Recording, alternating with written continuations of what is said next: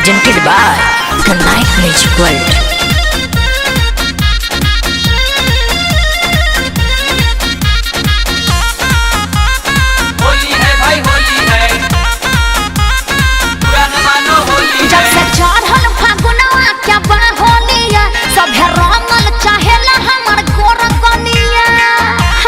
होली में छिनरन के कमी नहीं है। जब से चढ़ल फागुनवा क्या बाहोलिया सभे रंगल चाहेला हमर गोर गलिया बाबा बाबे के हमारा नाम उमर बिया। अरे ये कौन है? अरे चिन्ह लो। अरे हुए या पार्सल वाली भतीजवा के मौसी का कहलो आरा हिलाइबू की छपरा हिलाइबू। ओहो लागता की पटाना में घाटाना करइबू। आगे ना फिर से बवाल करे हैं। भतीजवा के मौसी कहाँ बिया? ओहो होलिया में कोइला बिया छिया छिया। अरे ना भाग लोग पर साल के भूलल नहीं थी खूब उपद्र कइले रहलो।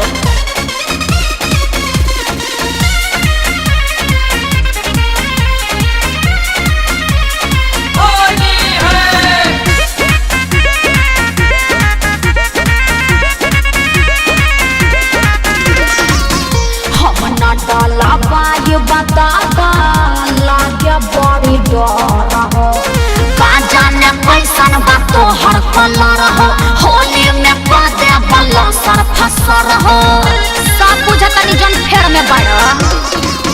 हम ना डाला बाय बताता लागे बड़ी डर हो। अरे चढ़ल बा फगुआ देख पहले बाजा सा फगुआ के संग ही तू लूट ललहर। ओहो अरे छोड़ ना करबा कहार छछा नाये बजिया ये है मर जे बिया। देखो दूर रह। अरे धारा से फेर निये घुरियावले बिया। नहीं चलबो। अरे हटबा कि नहीं की हंसे। बोलिया हिलाइबू की बगसर हिलाइबू। तहरा कोनो दिक्कत बा की गोरखपुर देवरिया में गालनी सवई। देखो फालतू बात ना कह देते जाओ ने। भतीजवा के मौसी कहाँ बिया? रंग दस को दस छिया छिया।